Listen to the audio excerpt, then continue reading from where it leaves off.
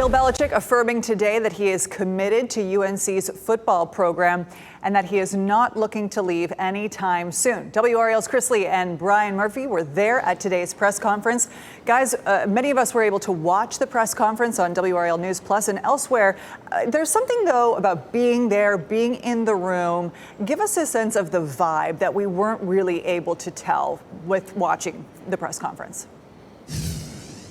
Yeah, actually, I guess for me, on my end, I noticed a lot more media there as well. And then we saw the dignitaries show up for UNC. You had Steve Newmark, the AD in waiting, Bubba Cunningham, the current AD. Of course, you had Lee Roberts, the chancellor that was there.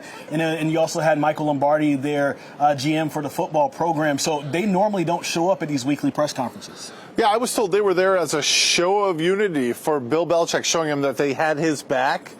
And then I think his answers were more important than who the offense is going to play against Clemson or against Cal's defense. These were weightier questions, and I think they all wanted to hear the answers. Yeah, you know, it was interesting to hear him just come straight out and talk about some of the rumors. How did Belichick, though, handle the tough questions from you guys?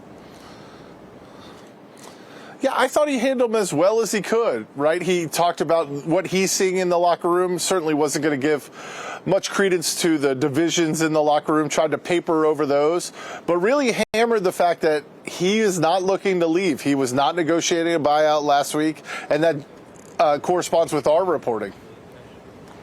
Okay, so we've got Cal Friday night. What do you think? Is UNC going to be ready for that?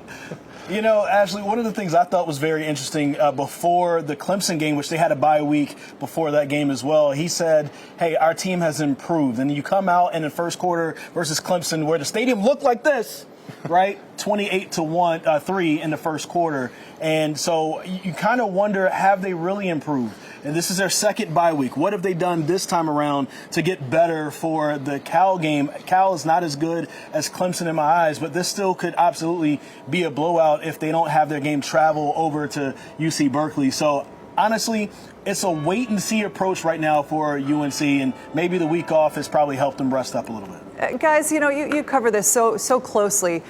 College football seems to be being less of a game of patience. You know, we want to see results immediately. How much time does Belichick have? I'm not asking you to look into a crystal ball here, but is there patience on the campus of UNC for this guy?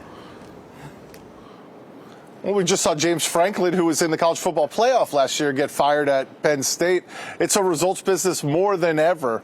But I do think Belichick's contract, his stature, and the fact that so many leaders at North Carolina kind of stuck out their neck for this hire, I think that means that Belichick probably has this season and maybe in the next season if he really wants it. I think it depends on who you talk to. There are some people who absolutely knew that an NFL coach coming to the college ranks, there's going to be a learning curve. Then there's others who are like, hey, you guys said there's going to be the 33rd NFL team and you came in with all this arrogance. We want to see results now. So I think it's split here on campus, and so it just kind of depends on who you end up talking to. All right, big game on Friday. Thanks, guys. And again, we have team coverage of this story.